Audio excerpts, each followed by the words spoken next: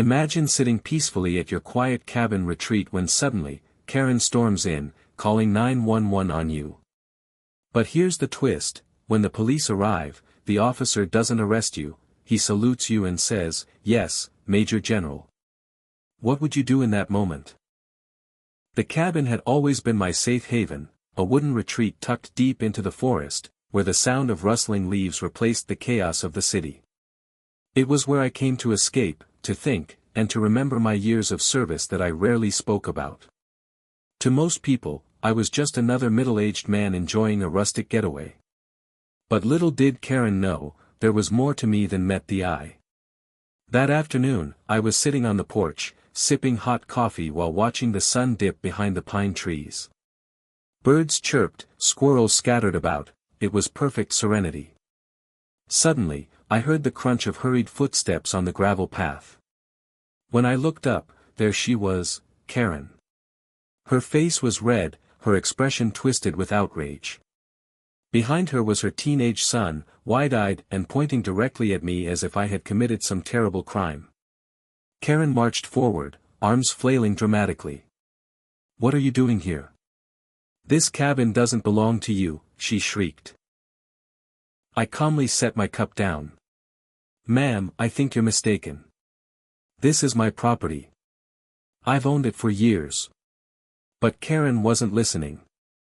She was already pulling out her phone, dialing with trembling fingers. "I'm calling the police. You can't just sit here and pretend you own this place. My son saw you sneaking around." Her son shifted uncomfortably, whispering, "Mom, maybe he's telling the truth." "Quiet," she snapped. Within moments, I could hear her loudly reporting me as a suspicious intruder to the 911 operator. The forest, once peaceful, now echoed with her accusations. I sighed, leaning back in my chair. I knew what was coming next: flashing lights, questions, and unnecessary drama. But what Karen didn't realize was that my story wasn't like others she had tried to control before. When the officer arrived, her plan would unravel in a way she could never imagine. Because the moment that uniformed man stepped out of the patrol car, everything would change. Not just for me, but for her as well. And as the sound of sirens began to echo through the woods, I thought to myself, Karen has no idea who she's dealing with. The forest was usually filled with gentle sounds, birds, wind, and the occasional creak of trees swaying. But now, a sharp wail of sirens pierced the calm. Karen's smug face brightened as if she had just won some great victory. "There they are," she exclaimed, pointing down the dirt path where flashing red and blue lights bounced off the trees. Her son shifted nervously, his eyes darting between me and his mother. I stayed seated on the porch, calm as ever. Years of discipline had taught me that panic never solved anything. I simply folded my hands and waited. Karen, however, was pacing like a victorious queen. "You're going to regret trespassing here," she sneered. "The police don't take kindly to squatters. Especially ones scaring children." I looked at her son and gave him a gentle nod, hoping to calm him. "Don't worry, son," I said softly, "the truth always comes out." He looked like he wanted to believe me, but Karen's iron grip on his shoulder silenced him. Moments later, the patrol car rolled to a stop. Dust rose around the tires as the engine shut off. Karen's chest swelled with pride as the door opened, revealing a tall officer stepping out. His boots hit the ground with authority, and the forest grew quiet again. Karen wasted no time. She rushed forward, pointing dramatically at me. "That man. He's trespassing in my neighbor's cabin. My son saw him. He's been lurking around here, God knows doing what. You need to arrest him right now." The officer's face remained neutral, his eyes flicking from Karen to me. Slowly, he began walking toward the porch. I stood up respectfully, my posture naturally straight. The moment his eyes met mine, something shifted. His neutral expression changed, his brow lifted, his mouth slightly parted as if recognition had struck him like lightning. He stopped in his tracks, then stepped forward quickly, closing the distance between us. Karen, thinking she had him on her side, clapped her hands. "Yes, officer. Take him away." But before she could finish, the officer raised his hand sharply, silencing her. Then, to her absolute shock, the officer's right hand rose in a crisp, sharp salute. His voice rang with respect and authority. "Major General, sir." Karen froze. Her mouth hung open. Her son blinked in disbelief. "And me?" I gave the faintest nod in acknowledgement, years of discipline guiding me in that single, silent gesture. The forest, moments ago filled with chaos, now fell completely silent. Karen had no idea what she had just walked into. Karen stood frozen, her finger still pointing at me, her mouth opening and closing like a fish gasping for air. The confident grin she wore seconds ago had completely drained from her face. What did you just call him?" she stammered, her voice trembling with disbelief. The officer, still holding his salute, spoke firmly, "Major General, sir. It's an honor to meet you again." Karen's son's jaw dropped. "Mom, he's a general." I slowly lowered my head in acknowledgement, speaking in a calm but commanding tone. "At ease, officer. You're off duty here. No need for formalities." But the officer didn't waver. "Respectfully, sir, once a soldier, always a soldier. You deserve this." Karen's face turned red, but this time it wasn't anger, it was humiliation. She stuttered, This must be some mistake. He's just pretending. He's tricking you." Her son tugged at her sleeve, whispering urgently, "Mom, stop, the officer wouldn't salute him if it wasn't real." Karen spun on him. "You be quiet." But her voice cracked, betraying her panic. I didn't speak right away. Instead, I let the silence sit. The weight of the moment pressed down like a storm cloud. Finally, I broke it. "Karen, I don't need to explain myself to you. But for your son's sake, I'll be clear. This cabin isn't just my retreat, it's where I've come to find peace after decades of service to my country. Service that cost me brothers, friends, and pieces of myself you'll never understand." The officer nodded solemnly, his respect evident in every gesture. Karen's bravado crumbled. She looked around desperately, as if searching for a way out of the hole she'd dug. But all she found was the harsh reality of her own arrogance. And in that silence, I could see the beginnings of doubt creeping into her eyes. But I knew this wasn't over. People like Karen rarely back down so easily. And sure enough, her next move would prove it. Karen's humiliation quickly morphed back into anger. She wasn't the type to admit defeat, especially not in front of her son. "This is absurd," she snapped, throwing her hands into the air. "You can't expect me to believe that some random man in the woods is a major general. He's probably conning you. Haven't you heard of stolen valor?" The officer's expression hardened. His eyes narrowed, and his jaw set like stone. "Ma'am," he said sharply, "I know exactly who this man is. I served under him during my early years in the army. He's no imposter." Karen blinked, stunned. You served under him?" The officer nodded firmly. "Yes. And he's one of the reasons I'm standing here today, wearing this badge instead of buried in the ground overseas." Karen's son looked at me with awe now, his earlier doubt replaced with curiosity. You saved his life," he whispered.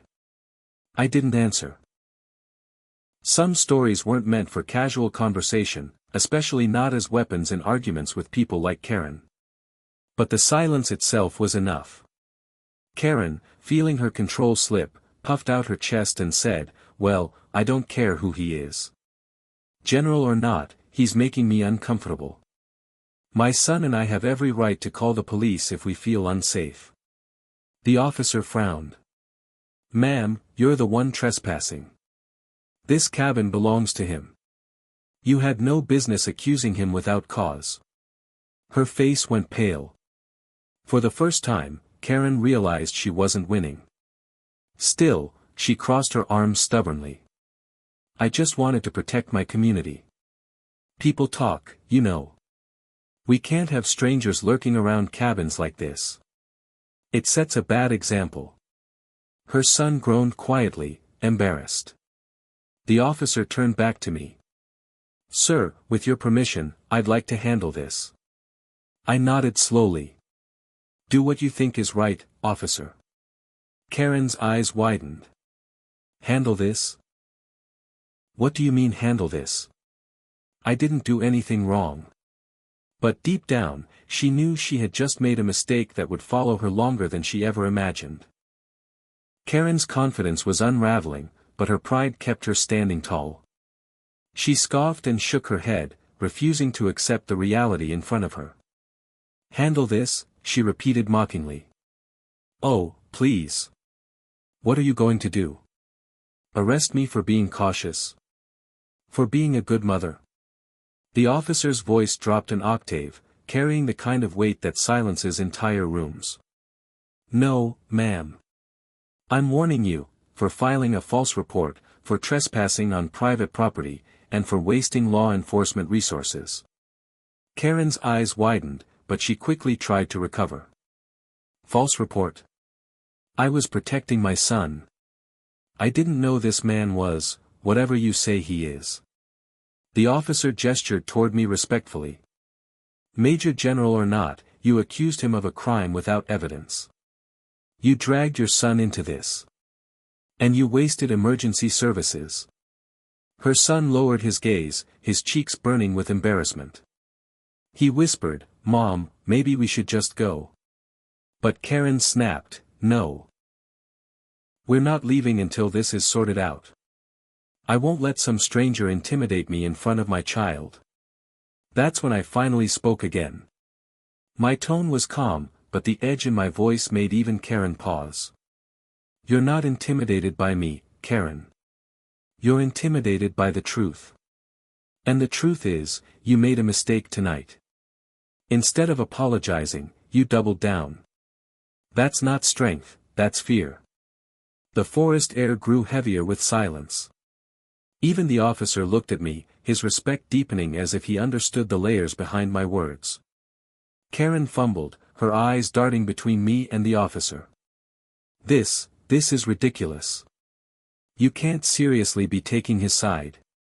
He's probably manipulating both of us. The officer took a deep breath, then shook his head. Ma'am, I'm giving you one chance. Walk away, and this ends here. Push further, and you'll regret it. For once, Karen didn't have a comeback. Her lips pressed into a thin line as she pulled her son closer. But even then, I could see it in her eyes, she wasn't finished. Not yet.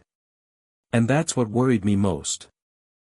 Karen tugged her son by the arm, pulling him a few steps back. Her expression had shifted from rage to calculation, as though her mind was racing through a dozen backup plans. She glanced at the officer, then back at me. Fine. Maybe you two are in on this together. Maybe you're trying to make me look crazy. But the neighborhood association will hear about this. They'll all hear about this. Her son groaned audibly this time. Mom, please stop. Karen ignored him. You think just because you've got some fancy title that you can sit up here, lording over us, intimidating families? Not in my town. The officer shook his head in disbelief. Ma'am, you're dangerously close to obstructing justice. If you want to file a complaint, do it through the proper channels. But if you keep harassing this man, there will be consequences. Karen smirked, as if she had found her lifeline. Oh, don't worry. I'll file my complaint. And I'll make sure everyone knows this Major General thinks he's untouchable. Let's see how long he keeps his precious little cabin when the community turns against him. Her son tugged harder at her arm, whispering harshly. Mom, please, let's just leave. You're embarrassing yourself. But Karen was too far gone. Pride had blinded her completely. I stepped forward then, my voice steady but resolute. Karen, I don't care about your gossip or your threats. But let me give you one piece of advice: respect isn't something you demand, it's something you earn. And tonight, in front of your own son, you've shown him exactly how not to earn it. Her face paled. For a flicker of a moment, doubt and shame crossed her features. But like always, she buried it beneath layers of arrogance. Without another word, she yanked her son toward the path. "We're leaving," she snapped. The officer exhaled slowly, his hand resting on his belt.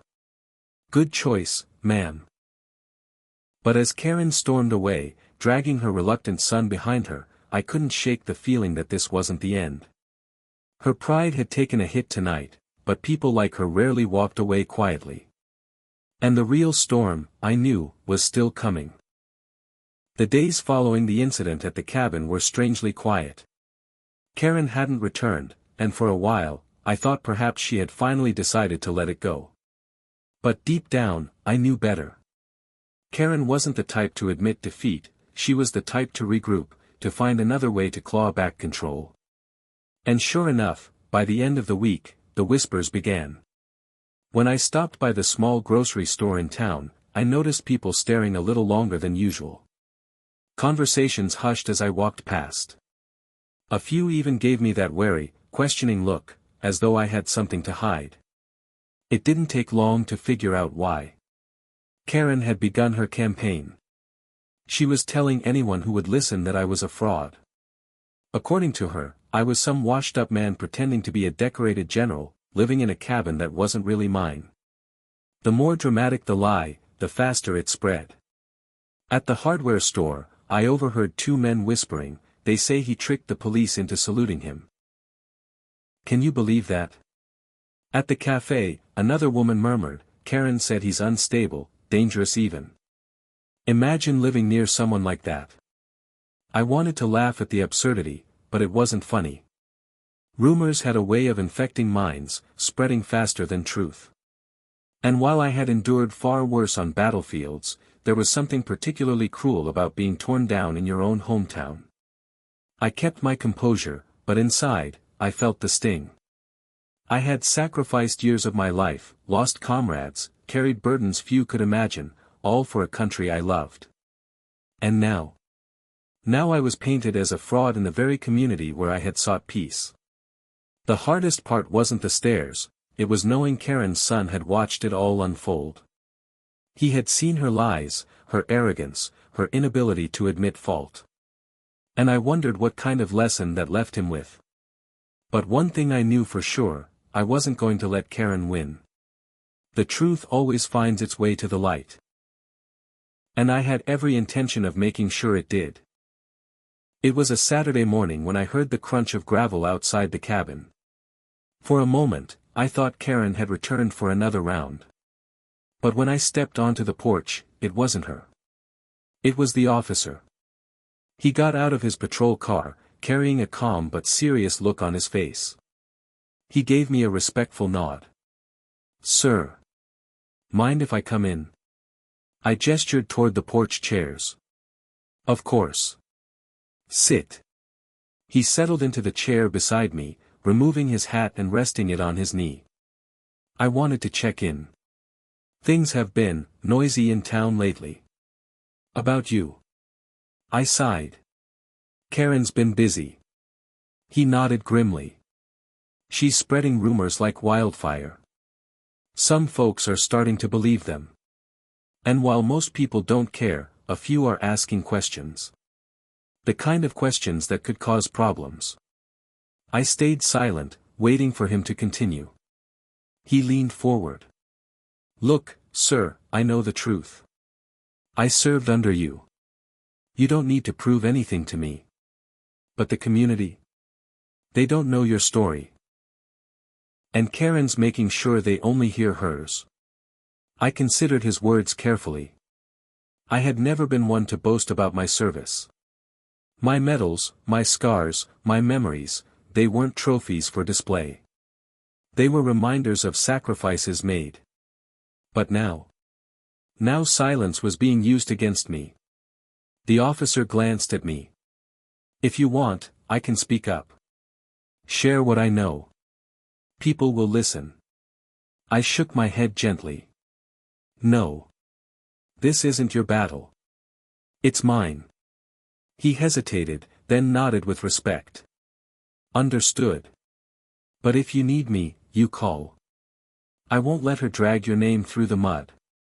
As he stood to leave, I felt a strange mix of gratitude and dread.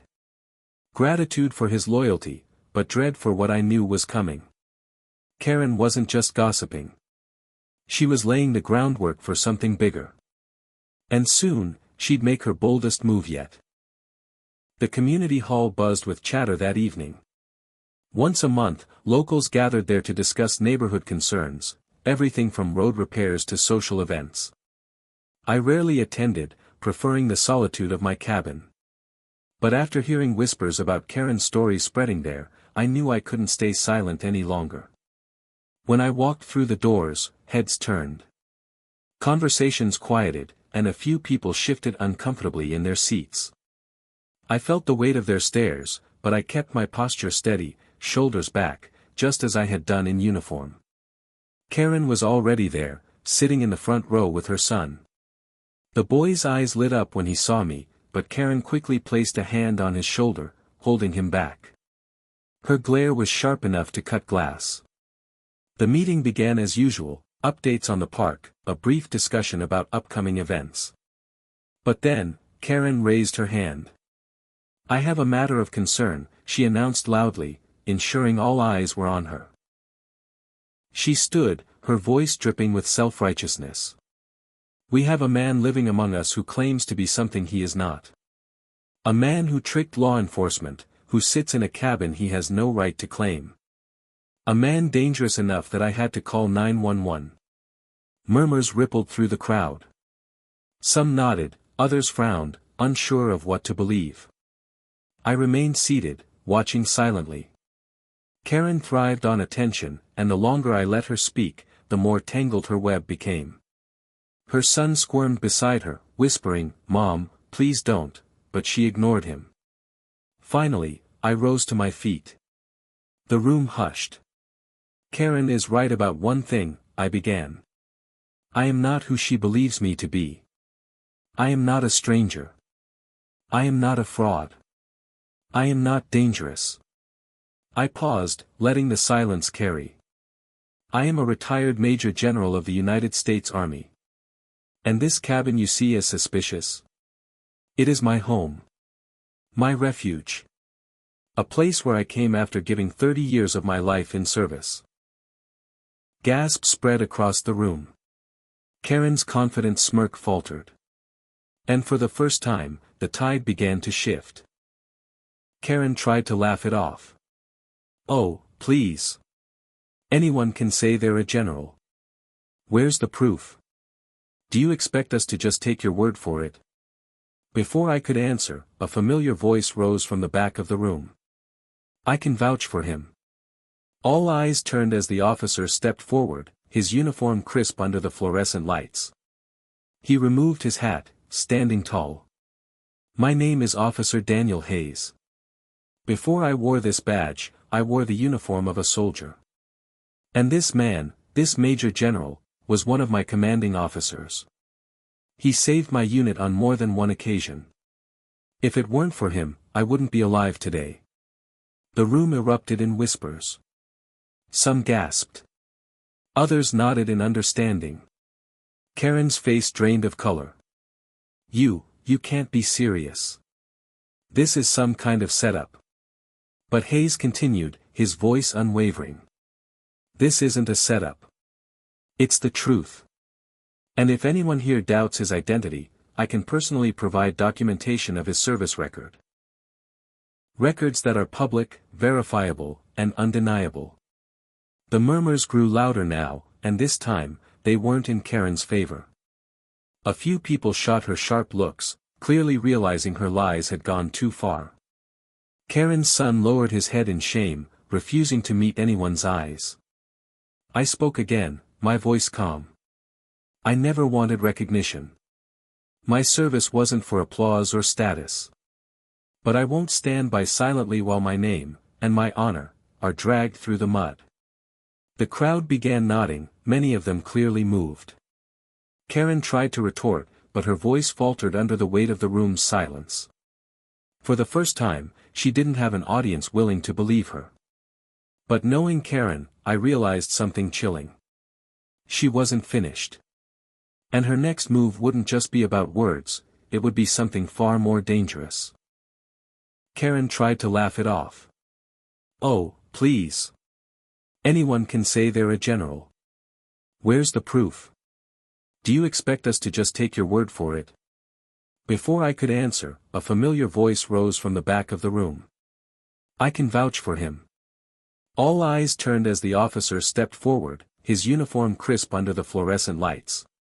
He removed his hat, standing tall. "My name is Officer Daniel Hayes. Before I wore this badge, I wore the uniform of a soldier. And this man, this Major General, was one of my commanding officers. He saved my unit on more than one occasion. If it weren't for him, I wouldn't be alive today." The room erupted in whispers. Some gasped. Others nodded in understanding. Karen's face drained of color. You can't be serious. This is some kind of setup." But Hayes continued, his voice unwavering. "This isn't a setup. It's the truth. And if anyone here doubts his identity, I can personally provide documentation of his service record. Records that are public, verifiable, and undeniable." The murmurs grew louder now, and this time, they weren't in Karen's favor. A few people shot her sharp looks, clearly realizing her lies had gone too far. Karen's son lowered his head in shame, refusing to meet anyone's eyes. I spoke again, my voice calm. "I never wanted recognition. My service wasn't for applause or status. But I won't stand by silently while my name, and my honor, are dragged through the mud." The crowd began nodding, many of them clearly moved. Karen tried to retort, but her voice faltered under the weight of the room's silence. For the first time, she didn't have an audience willing to believe her. But knowing Karen, I realized something chilling. She wasn't finished. And her next move wouldn't just be about words, it would be something far more dangerous. The following morning confirmed my suspicions. I stepped outside to find the porch rail scorched, as if someone had tried to set it alight during the night. The burn mark wasn't big, but it was enough, a warning. A message. I knelt, examining the charred wood.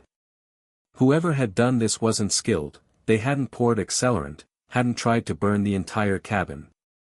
It was sloppy, desperate. But it was also deliberate. Karen. Anger simmered in my chest, but I tamped it down. Reacting with fury would only give her more ammunition. Instead, I called Officer Hayes. When he arrived, his face darkened as he studied the damage. "This is arson," he muttered. "Even if it didn't spread, it's a criminal act." I nodded. "But we both know proving it will be hard. Unless someone saw her." Hayes clenched his jaw. "I'll increase patrols around here. But sir, with all due respect, you need to be careful. Karen isn't just spreading lies anymore. She's escalating." His words hung in the air like smoke. Later that day, as I sat on the porch staring at the scorched wood, I saw Karen walking by on the distant trail. She didn't even try to hide. She looked directly at me, her lips curling into a smug smile. She knew I suspected her. She wanted me to. And in that moment, I understood something chilling. This wasn't just about pride anymore. For Karen, this had become personal. And personal battles are always the most dangerous.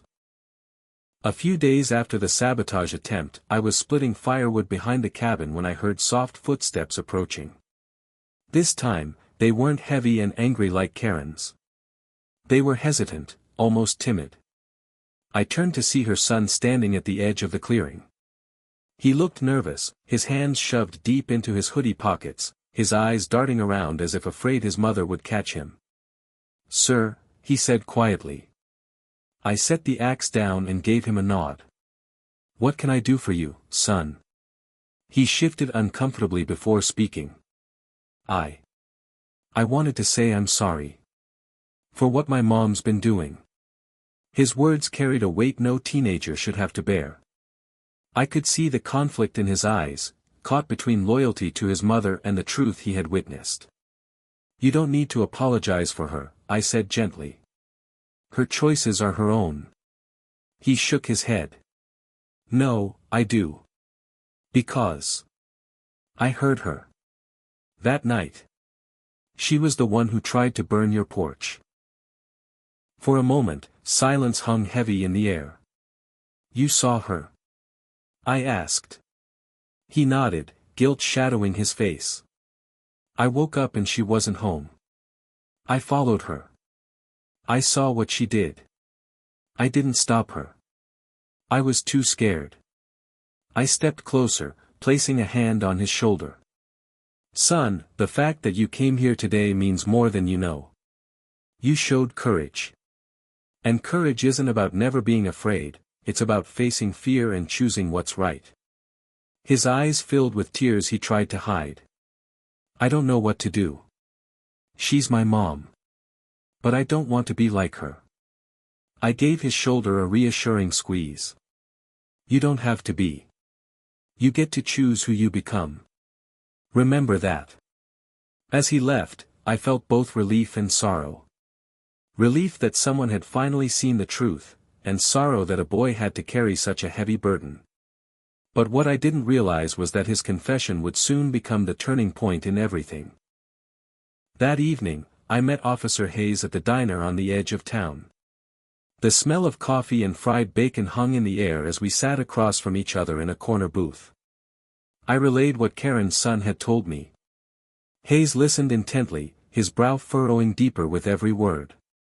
So he actually saw her do it? Hayes asked. Yes. But he's scared. He doesn't want to turn against his own mother.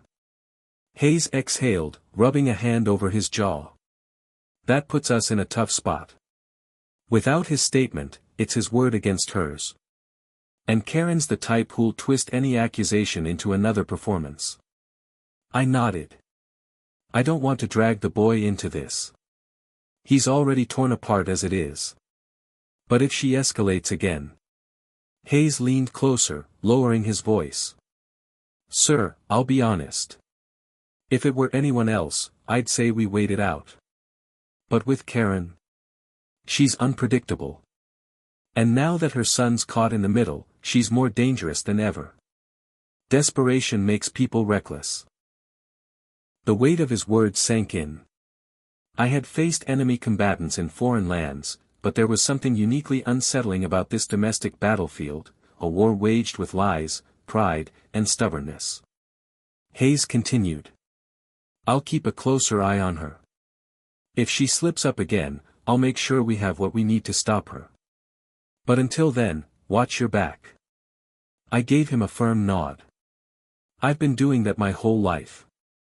As I left the diner and stepped into the cool night air, I couldn't shake the feeling that Hayes was right. Karen wasn't done. And the closer her lies came to crumbling, the more dangerous she would become. But what neither of us knew was that the boy, the very person caught in the crossfire, would soon be the one to tip the scales once and for all. The next evening, the cabin was quiet. I was on the porch, polishing an old brass lantern when I noticed movement near the tree-line. It was Karen's son again, this time with a different kind of determination in his eyes. He walked up quickly, looking around nervously before speaking. I did something, he whispered. I set the lantern aside, studying him carefully. What kind of something?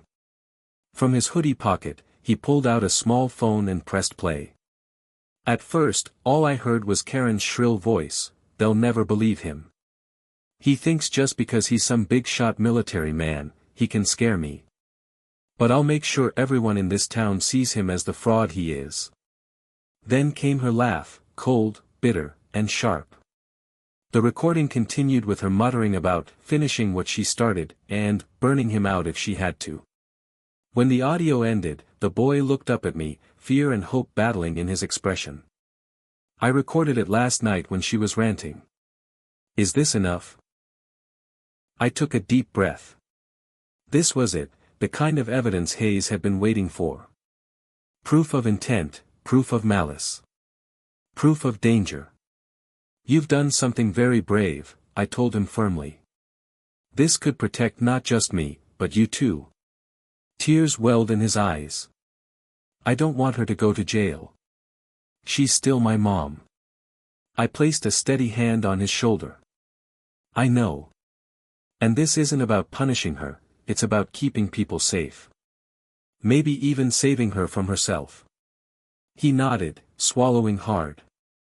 Will you give it to Officer Hayes? Yes, I said. But you've already done the hardest part. You stood up for what's right. As he left, clutching his hoodie tighter around him, I realized the boy had more courage than his mother ever would. And because of him, the tide of this battle was finally turning. I met Hayes in his patrol car just outside town. When I handed him the recording, he listened in silence, his eyes narrowing as the truth spilled from the tiny speaker. When it ended, he leaned back, exhaling slowly. That's it. That's the nail in the coffin. She can't talk her way out of this. But even as relief washed over me, Hayes added grimly, this won't be easy. People like Karen, they don't go down quietly. And he was right. The very next morning, Karen showed up at the cabin again. This time, she wasn't screaming accusations. She wasn't even pretending to be in control. She was trembling, her eyes wild, her voice cracking as she yelled from the yard. You think you've won? You think anyone's going to believe you over me? She screeched. I'll make them see you for what you are. But her words didn't carry the same venom anymore. They were frantic, unraveling. The performance was over, and all that was left was desperation. Her son appeared behind her, his face pale. Mom, stop. Please. It's over. She whirled on him. You betrayed me. How could you do this to your own mother? The boy stood his ground, voice shaking but strong. Because you're hurting people. You're hurting me. I don't want to live like this anymore. Karen froze. For a moment, the world seemed to stop. Her eyes flicked from him to me, then back again. And in that instant, I saw the truth sink in. Her lies had lost their power. Her control was gone. And even her own son had broken free. Hayes stepped from the tree lean, his badge gleaming. Karen Miller, we need to talk. Karen's face crumbled. She dropped to her knees, sobbing into her hands. The fight was gone. The queen of accusations, the self-appointed enforcer of her own twisted rules, had finally collapsed under the weight of her own actions. But the story wasn't finished yet. Because after the storm came the part one never expected, the forgiveness. Karen was sitting on the cabin's porch steps, her hands shaking as Hayes read her rights. The crisp voice of authority filled the quiet forest air, but all I could focus on was the boy, her son, standing a few feet away, torn between fear and sorrow. When Hayes finished, Karen didn't resist. She just lowered her head, whispering broken phrases only she could understand. It was the first time I'd ever seen her small, fragile. Then, something unexpected happened. The boy stepped forward. Wait, he said, his voice quivering but firm. Please, don't take her away. Not like this. Hayes frowned. Son, she made threats. We have the recording. She's been harassing and endangering people. This isn't something we can ignore. The boy swallowed hard, his eyes locked on mine. I know. I know what she did was wrong. But she's still my mom. She needs help, not just punishment. The words hit me like a stone. After everything Karen had done. Every insult, every false accusation, every attempt to tear down my peace, her son still wanted to save her. Hayes sighed, looking at me as if waiting for my input. I studied Karen. She wasn't the unshakable tyrant she pretended to be. She was broken. Her empire of control had collapsed, and now all that remained was a woman drowning in her own mistakes. I spoke slowly. Officer, maybe he's right. Maybe what she needs isn't a jail cell, but a chance at treatment. Counseling. Something that breaks this cycle. Karen looked up, stunned. For the first time, her eyes weren't filled with fury, they were filled with confusion, and maybe even shame. Hayes rubbed the back of his neck. We'll still need to take her in for processing. But I'll make sure this gets noted. If the court sees a family willing to push for rehabilitation instead of punishment, they might consider it. The boy nodded quickly, tears streaking his face. Thank you.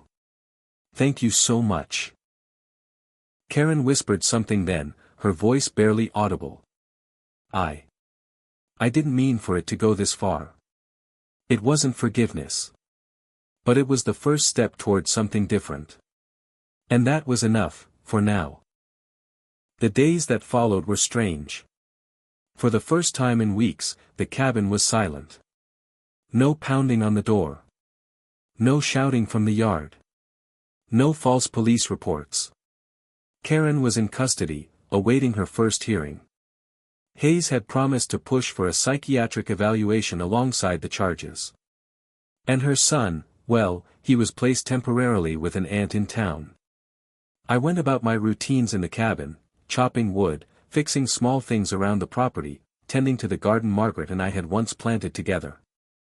The peace felt almost alien. I had gotten so used to the chaos that its absence was jarring. One afternoon, I sat on the porch with a cup of coffee, watching the sun dip behind the mountains. The quiet was broken by the sound of tires crunching gravel. Hayes' patrol car rolled up the path. He stepped out, tipping his hat. How's the calm treating you, General? I chuckled softly. Almost too calm. Feels like I'm waiting for the other shoe to drop. Hayes leaned on the railing, his gaze scanning the forest. Karen's hearing is scheduled for next week. With the recording, the witness statements, and her history, it's clear the judge will order some kind of mandatory treatment. Jail's still on the table, but there's a chance of supervised rehab. I nodded slowly. And the boy? A rare smile tugged at Hayes' lips. He's doing better than I expected. His aunt says he's opening up, talking more. He keeps asking if you're okay. That tugged at something deep inside me. The boy had been caught in the crossfire of a storm he didn't create, and yet he'd found the courage to do the right thing. I looked at Hayes. If he ever needs someone to talk to, send him my way. He shouldn't carry that burden alone. Hayes nodded. I'll pass it on. As the sun dipped lower, I felt something I hadn't in a long time, closure. The battles with Karen had tested me, pushed me to the edge. But they had also reminded me of something important. Strength wasn't just in rank, or in power, or even in survival. Sometimes, it was in choosing mercy when anger seemed easier. And in that moment, I finally allowed myself to breathe. The courthouse was crowded that morning, the air thick with whispers and curiosity. Karen had built herself a reputation in the community, though not the kind anyone would envy. People wanted to see how her story ended.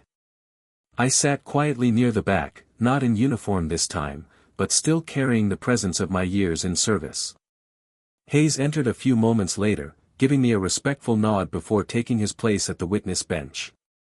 Then Karen was brought in. She wore a simple outfit, no flashy jewelry, no commanding stance. She looked ordinary. Almost fragile. Her son sat with his aunt, eyes wide as he searched the room. When they landed on me, I gave him a subtle nod of reassurance. The judge, an older man with sharp glasses, began reading the charges: harassment, filing false reports, endangerment. Karen sat stiff, lips pressed tight. But when the judge asked how she pled, she surprised everyone. Guilty, with explanation, Your Honor. The courtroom stirred. Even Hayes raised an eyebrow. Karen's voice cracked as she continued. I've been living in fear. Fear of losing control, fear of losing respect, fear of being invisible. I lashed out at the wrong people, especially him. She glanced in my direction. I convinced myself that power meant never bending, never showing weakness. But I was wrong. I hurt my neighbors, I scared my own son, and I let anger consume me. Her son's eyes glistened. The defense attorney stepped in, requesting leniency and rehabilitation instead of jail time. Hayes testified, confirming her long record of harassment but also acknowledging her declining mental state. When it was my turn, I stood and addressed the court. I spent my life in uniform, defending the values of justice and discipline. And yet, I've also learned the importance of mercy. Karen made my life unbearable. But I believe her son deserves a chance to see his mother rebuild herself, not rot away behind bars. I recommend treatment over imprisonment. A hush fell over the room. The judge studied me, then Karen. Finally, he delivered his verdict. Given the testimony and circumstances, I sentence you to 18 months of mandatory psychiatric rehabilitation, with supervised release. You will also perform community service upon completion. This is your chance to correct your course. Don't waste it. Karen lowered her head, tears sliding down her cheeks. For the first time, there was no fight left in her. Her son rushed forward, hugging her as officers gently guided her away. It wasn't victory. But it was a resolution. Weeks passed after the trial. The cabin stood quietly, wrapped in the embrace of tall pines and the crisp mountain air. Life had returned to its gentle rhythm, something I'd almost forgotten how to appreciate. One morning, I was splitting firewood when I heard footsteps crunching on the gravel path. I looked up to see Karen's son, shy but smiling, holding a folded piece of paper. His aunt followed a few paces behind. I wanted to thank you, he said, his voice steadier than the last time we spoke. Mom's different now. She's still in the program, but she writes me every week. She said you saved her. She said you gave her a second chance. I knelt down, resting a hand on his shoulder. Your mom saved herself. All I did was step aside and let her face the truth. But you, I gave him a firm look. You're the reason she's fighting to change. Don't ever forget that. He nodded, clutching the paper tighter. Then, with a boyish grin, he unfolded it. It was a drawing. Me standing tall in front of the cabin, a military cap on my head, and beside me, the words, my hero, Major General. Something stirred deep inside me, heavier than any medal I'd ever received. I fought wars across the globe, carried titles and honors, but this simple piece of paper, drawn by a boy who believed in redemption, meant more than any of it. Just then, a familiar voice called out. Permission to approach, General. Hayes stepped into view, a rare smile on his face. He raised his hand in a crisp salute, the same way he had on that chaotic night when Karen had tried to have me arrested. This time, though, there was no chaos, only respect. I returned the salute slowly, firmly. The boy's eyes widened in awe as Hayes said, You've not only served your country, General, you've served this community. And we're grateful. I looked around, the cabin, the forest, the people standing before me. This was home. And for the first time in a long time, it truly felt safe. As the sun set behind the ridge, painting the sky in shades of orange and gold, I realized something. Battles aren't always fought on foreign soil. Sometimes, they're fought in the hearts of people, neighbors, families, even ourselves. And sometimes, victory isn't about winning, but about healing. I lifted my cup of coffee, toasting quietly to the mountains. At ease, I whispered to the world, and finally, I meant it.